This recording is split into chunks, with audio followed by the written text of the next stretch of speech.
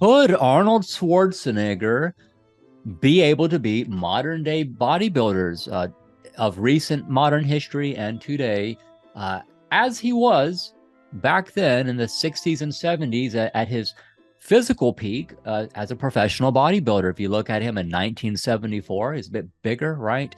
Mr. Olympia. He lost weight for a movie role, Stay Hungry. The director, producer, they did not want him to be too big. So he had to drop down to like 215 pounds, thereabout, not much more than that. And if you see that movie, you'll notice he is smaller. He is smaller. Looks aesthetically muscular and impressive, but he's not as big. So he was asked to be in the docudrama Pump and Iron for 1975. So they weren't going to do it without Arnold. So Arnold agreed to compete one more time at that point in his career. So he started training, got back in some shit, got back into condition, put some size back on. But he wasn't as big as he was in 1974. But 1975, probably about 230 pounds or so. And if you've seen that film, Pump and Iron, he's very impressive. He's very impressive, ahead of his time, conditioning, just a very aesthetically impressive body. For those of you who've seen Arnold Schwarzenegger in his physical peak back in the 70s. So could that Arnold beat today's modern bodybuilders, versus a different question that perhaps is a bit more honest and using critical thinking skills?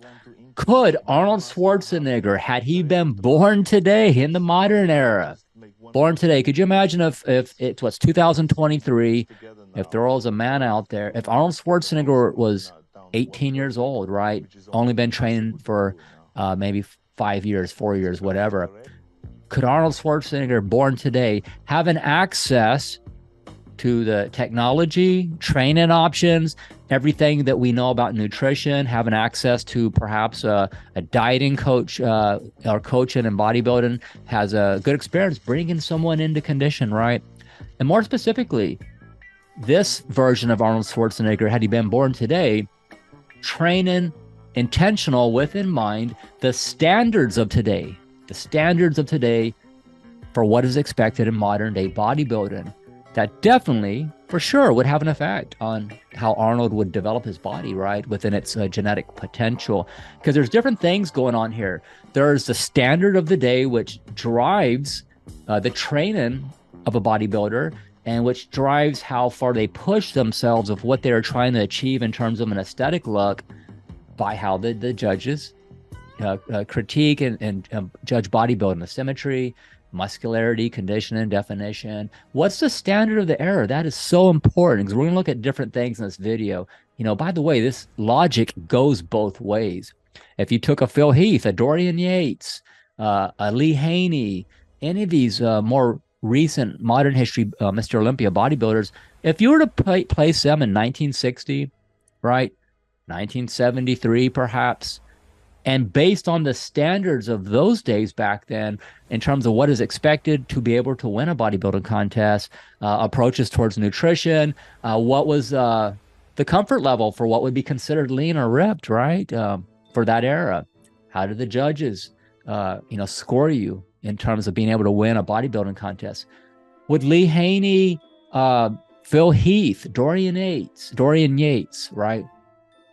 Even a Big Romney, right? Take some of those guys. If you throw them into 1960, they're born back then, and they're coming up and training, do you think they're going to look like they do today? I submit to you, no, they would not. They're probably not very close at all to what they look like today. Phil Heath could be impressive. He'd still be, impressive, I imagine, but he wouldn't look near what he looks like in his Mr. Olympia wins today. And the reason for that is the standard's different. The drugs were different back then too. A lot of things are available today that were not available to Arnold Schwarzenegger. There's no human growth hormone. There's no peptides. As far as, that's a big thing today, right? There wasn't as many anabolic agents back then. It was pretty standard. Testosterone, Dianabol, right? Or oral steroids, things like that, which back then it wasn't illegal. They could get it prescribed by a doctor. And their approaches were much different with the, as far as training, nutrition. You can make arguments about how different, but yeah, there's differences back then for sure. That could be a whole other video, right? The training methods of the golden era bodybuilders versus today. So you get the idea. The standards are different, and that's going to make a big difference in terms of what drives the goal, in terms of what to achieve, the look.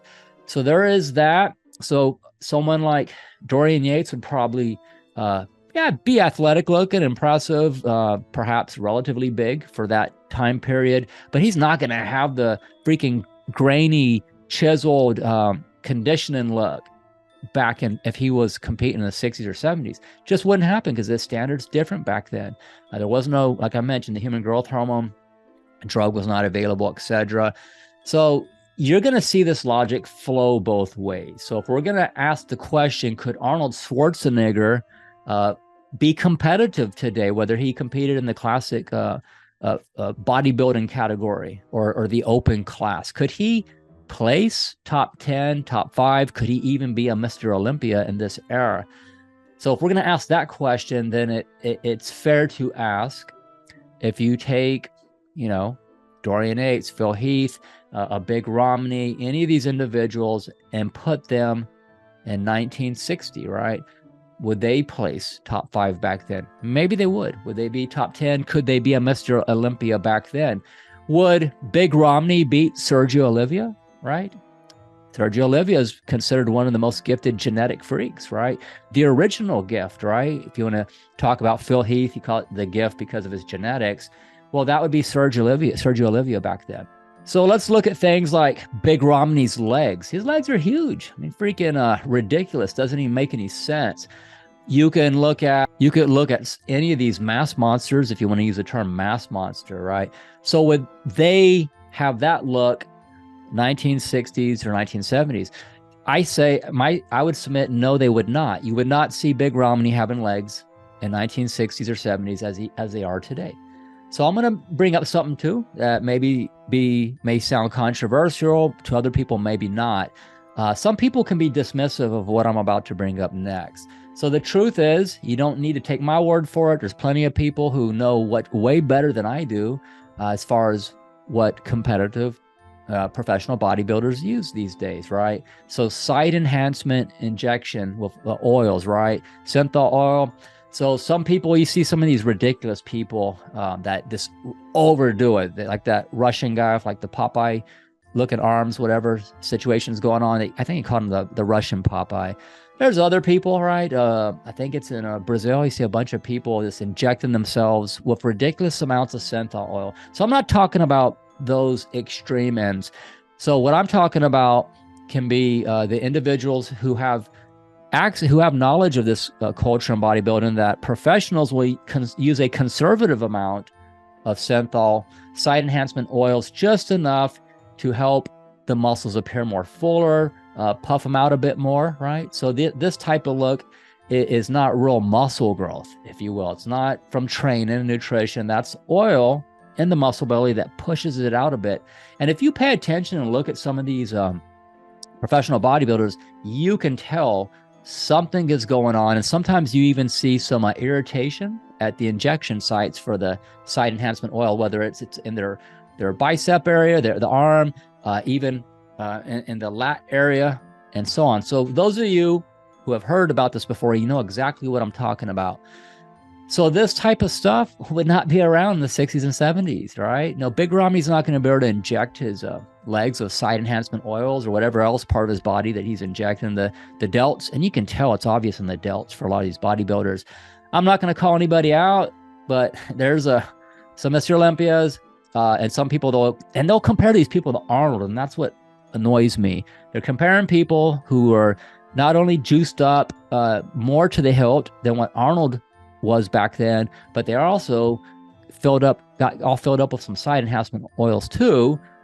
And it's like you're comparing apples and oranges, right? Arnold Schwarzenegger did not need side enhancement oils to have that impressive chest, his aesthetic look with his shoulders, his back, and when he did the sidearm poses with the triceps and so on, didn't need it.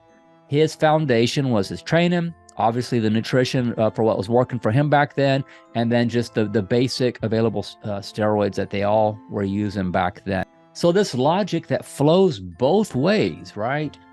It's an honest way to look at it. If we're going to say, if Arnold as he was in 1974 or 75, could that Arnold place in the top 5 or win, let's say, the classic bodybuilding, right? That C-Bum, I believe is his nickname, what they call him, the current Mr. Olympia for that category. Yeah, would he be competitive in that class? Well, yeah, a lot of people say he may have the opinion he could, right? 235, or whatever that weight limit is, 232, whatever it is. Or the regular open class Mr. Olympia. Could Arnold place top 5 in that or win that category, right? There's some pretty, impressive, I guess, physiques in Mr. Olympias of recent history, right? Pretty extreme stuff. So that would not be fair. You're taking Arnold Schwarzenegger from a different era where the standards were different, the standards of judging which dictated the outcome of the physiques. However, as I mentioned at the beginning of the video, what if Arnold Schwarzenegger was born in this more recent history of this era? And let's say right now, Arnold Schwarzenegger was, say, 22 years old, been training. Things that would be likely improvements in his physiques as a function of what the standard is today, you would see his thighs, quads would be bigger for sure. There's a lot of people who have huge quads that when you just look at what their base is before they started training, their legs were not really big. In fact, they would even be seen as like maybe a bit on the thin side. If you look at a picture of Tom Platz from the 80s, he wasn't born of tree trunk legs, not at all. His legs were actually thin, but he built them up through hard work. And yeah, he responded well. Obviously, you can say there's some genetic response. He had that potential. So Arnold's legs would be definitely a likely improvement. He would definitely target that area to bring him up to meet the standard, right?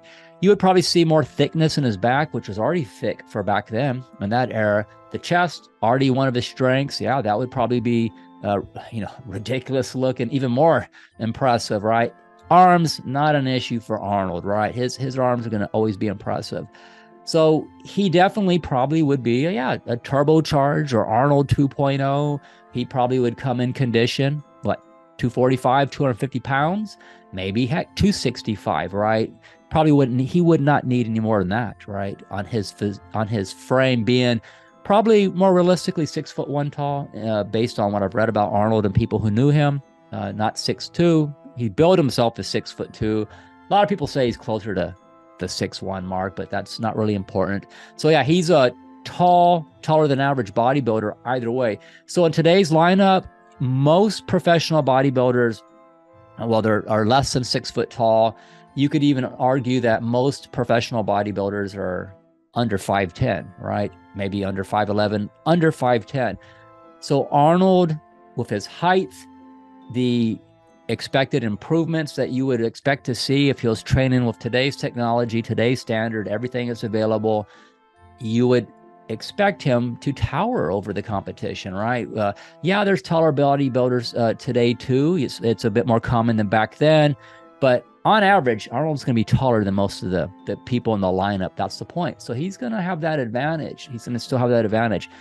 So you can make the case in this scenario, if Arnold was born and came up in this era, the argument is more of an argument he could be competitive. Possibly, yeah, you could say he even wins, right? The other way of looking at it, where you just do it, take Arnold from that era, let's compare him to Phil Heath, or even in the 90s, Dorian Yates, etc. Yeah, who beats who? Well, it's a bit apples and oranges because there's different things going on here, and it's a bit not fair. So this is true of a lot of sports. Boxing, would Muhammad Ali be competitive today, right? Well, it's a good question, right? Could he be competitive today if he was developing in this era with everything available to him, and then what's going to drive the type of athlete they can become? If you take, a more recent history heavyweight champion, and go back in time and place him in that era, 50s or 60s, could they be the heavyweight champion? I don't know, probably could. Probably more so in boxing, it'd be more balanced, right? Because that's either you can be good at boxing and knock somebody out, or you can't of any era, right? So boxing might be a different context when you flow the logic the other direction. Could Lennox Lewis be heavyweight champion in 1950? I'd say, yeah, he definitely could, right? Could Mike Tyson, had he been born in the Same era as Muhammad Ali. Could he be the champion? Well, look at Joe Frazier, right? Yeah, definitely Mike Tyson could be the champion back then. So different sports, it just depends. Just depends on what that the performance variables are and how much of a person's physicality is affected in terms of delivery of said performance measures based on the sport. So something like bodybuilding, yeah, it's a bit different, right? In terms of how the standards, availability of training, nutrition, etc. Yeah, because you're looking at more of an aesthetic outcome, right? What the body looks like. So these are just my thoughts. You can go all types of directions with this. Definitely my opinion and thoughts about Arnold Schwarzenegger, very unique. You could even say one-of-a-kind physique. And it's what it is, right? You know, it's bodybuilding is a subjective sport. Also, not to forget to mention that. So just to summarize the video, right? If you control for the standard of the time, how the judges were judging bodybuilding or do today, nutrition, technology, drugs, access to training, resources, which would be other people, maybe people helping you out like a coach, etc. When you balance out all those variables and then see what the product of that would be, that's a fair way to look at it, right? Otherwise, a lot of apples and oranges here being compared.